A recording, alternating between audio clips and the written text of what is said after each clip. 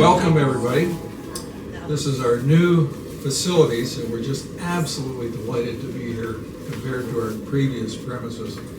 So we have here our 12,000 plus volumes of books all about genealogy. Just give a bit of reading space there if you need it. I want to tell you a little bit about AFHS before we start into our presentation. We're a non-profit, volunteer-based organization based out of Calgary. We start with our huge library, which is open to anybody, but if you want to take a book home, you have to be a member. We have regular monthly meetings where we bring in speakers on specific genealogy topics, and we have a biannual conference where we bring in world-class speakers, again, on genealogy topics. We have a number, 9 to be specific, special interest groups. These special interest groups meet regularly, and they'll talk on a variety of topics, for example, DNA, or if you're interested in Celtic research, for example, there's a group for that specifically. We have 3 websites, and we have the architect of all those websites right here, Jim Benedict, my partner for today. And Roy Agrawal is here somewhere as well, and Roy actually did the construction of our website, so we thank him for that. We run a course once a year called Genealogy 101. So if you don't know anything about genealogy, that's a great place to start. And we have our own YouTube channel with genealogy content, of course. We have a public Facebook page where you can track some of the activities of the group.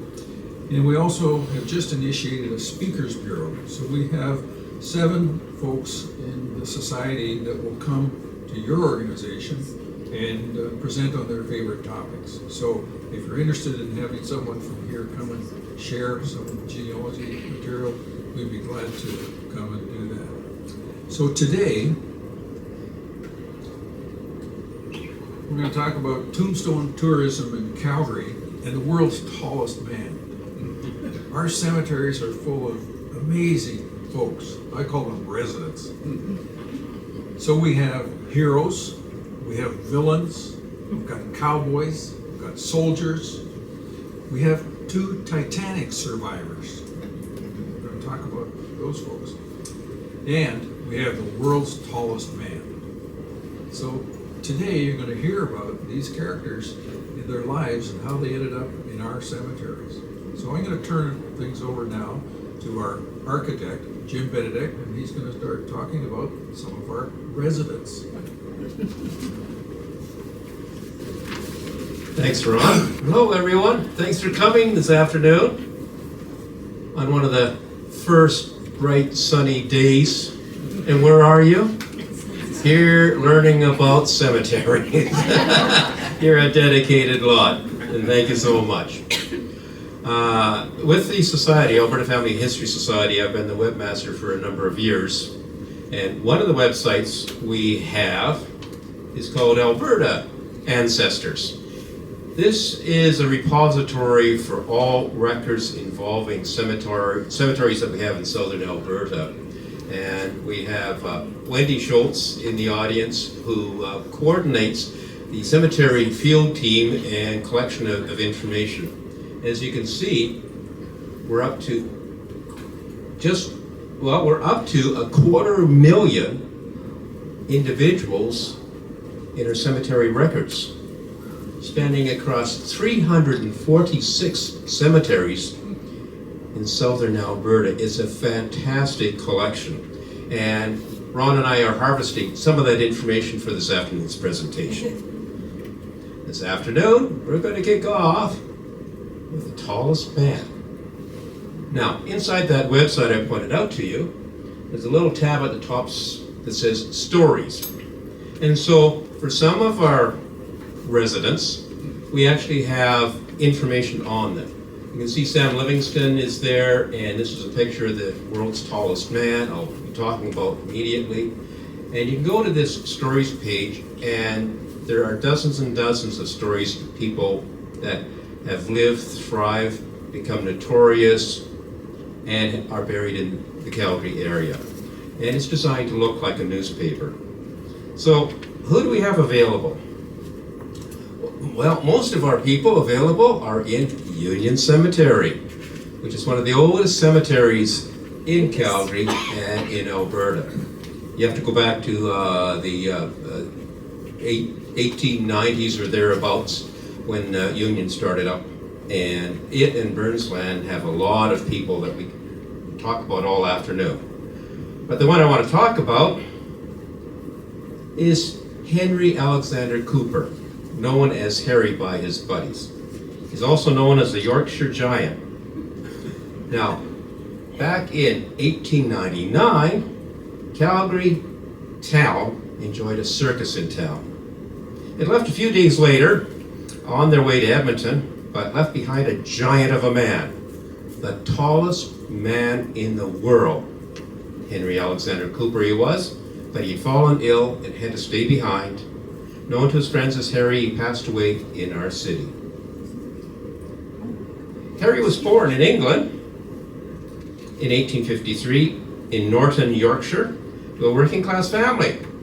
As a young man, he worked in the iron mines at nearby Rosedale. Until then, there's nothing to indicate that he was above average in anything, but then Harry was stricken with a severe fever and confined to bed for 13 weeks.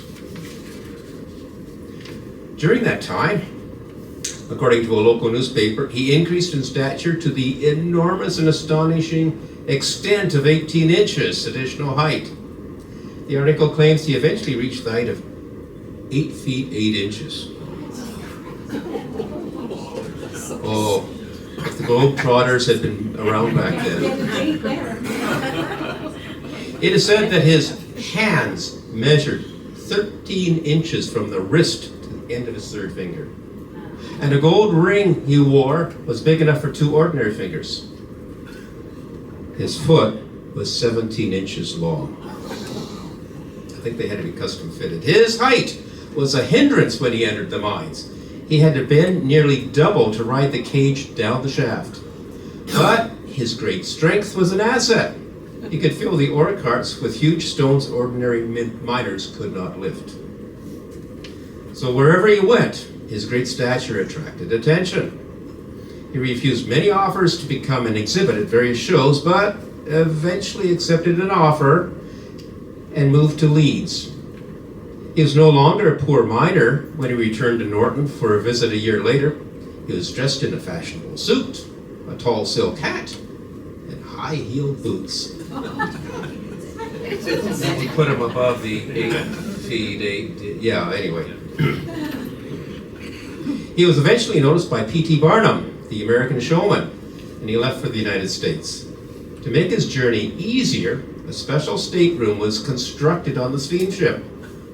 After touring with Barnum, Cooper pursued a career with U.S. circuses and dime museums.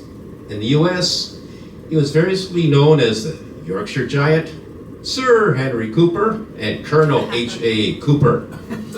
That was all circus hype because he was not British nobility, came from a coal mine, and had no military experience. He came from a coal mine. While in the United States, Henry met and married a tall American lady. In 1886, an announcement was made that Minnie, Henry's wife, had given birth to a baby weighing, guesses? 17 pounds. 17 pounds. More stories in here. Yowzers. And somebody's well prepared. I've got a fact checker in the crowd here. Well, in 1899, the circus was en route to Calgary when Harry took sick. After a short illness here, Harry died at the Calgary General Hospital, surrounded by his fellow members of the International Order of Oddfellows. The funeral arrangements were carried out in a manner most creditable to the order. A special casket, covered with broadcloth, was constructed by Smart & Company, the undertakers. Smart & Company was owned by our fire chief, Cappy Smart. He's coming up later in the presentation. The Calgary Oddfellows undertook to perform the last duties to the memory of the deceased, and the local lodge of the Knights of Pythias assisted in the ceremony. It was held in the Oddfellows Hall, which was in Clarence Block, with 70 Oddfellows and 35 knights being present. The Yorkshire giant is laid to rest in the Oddfellows plot of Union Cemetery. Next up, Ron, you take over.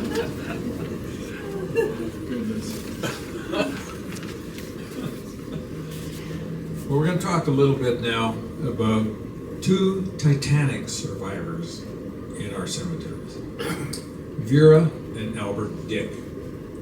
Vera was born Vera Gillespie in 1911. Bert was born in Winnipeg and moved to Calgary, and he and his brother operated a wood mill in Ponoka. It was very successful.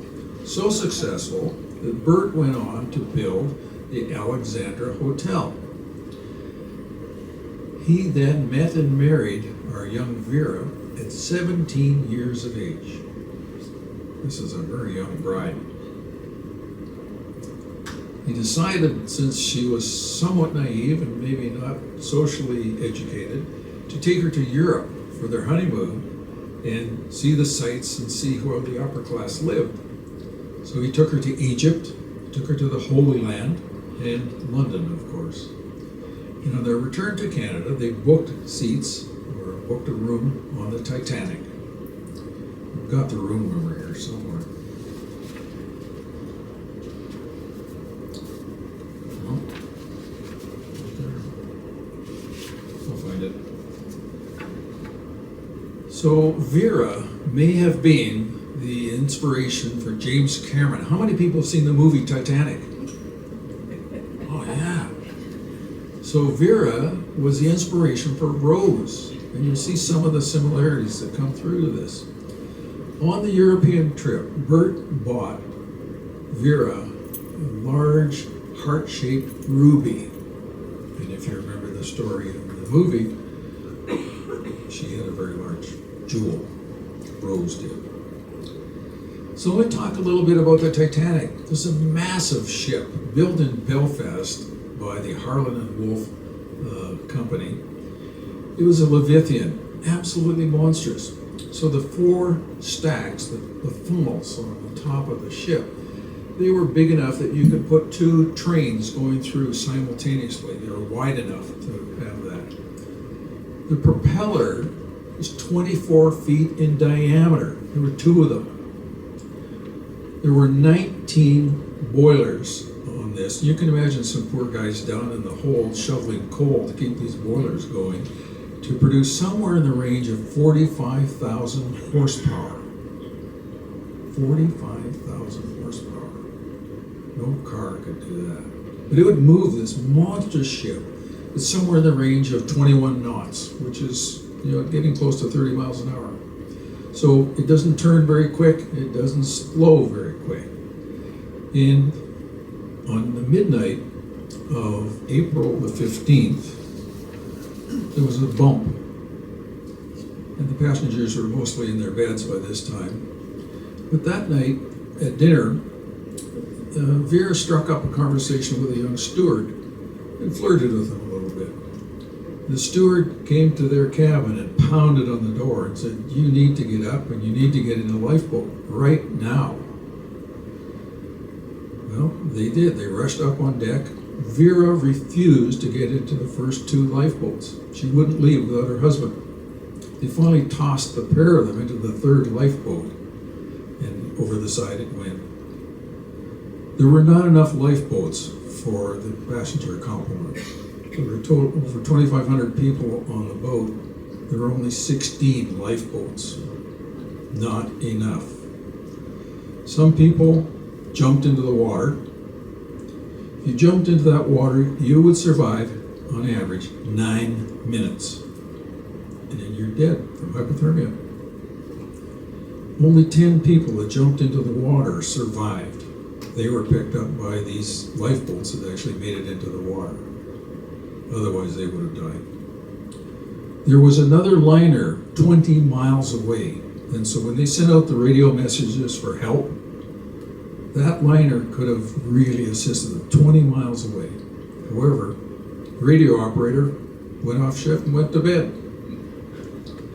There was another boat, the Carpathian, which was an hour and 20 minutes away, and they responded. And but that time, the ship had sunk. There was a major design flaw in the ship.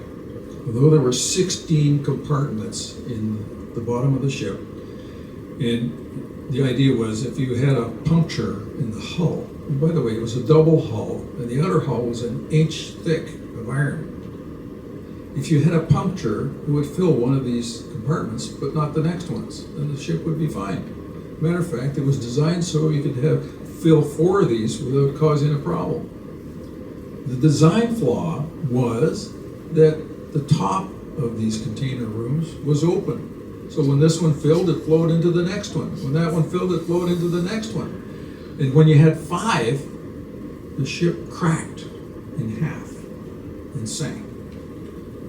Most of the people were still hanging on the tail end of the ship. The propellers are way up in the air, and eventually it sank too. So 704 people survived out of 2,500 and change. A bloody disaster.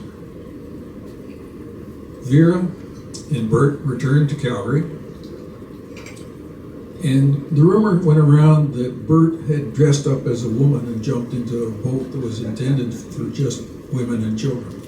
Not true, but he suffered financially, and the couple were terribly castigated in the community. The business suffered, but they returned to their mansion in Mount Royal, and Vera had a staircase built in the house, very reminiscent of that beautiful staircase that you saw in the movie on the Titanic. So, here it is. Room B20 is where they stayed. It cost 57 pounds for the journey. On this ship, there was also a couple of other famous characters. One was John Jacob Astor IV, the richest man in the world.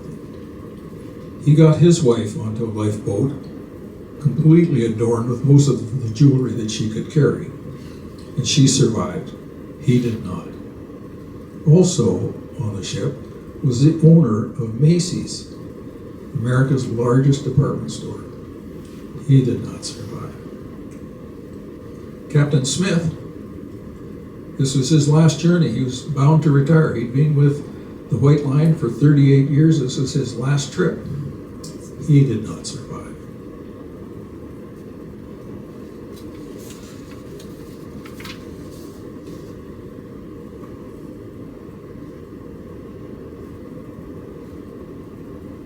Bert passed in 1970. Vera retired to Banff and eventually returned to Calgary to the mansion where she passed at 82 years of age in 1973. They're buried together under a single marker in Union Cemetery. And again, you have to walk by and see this. Our 2 Titanic survivors.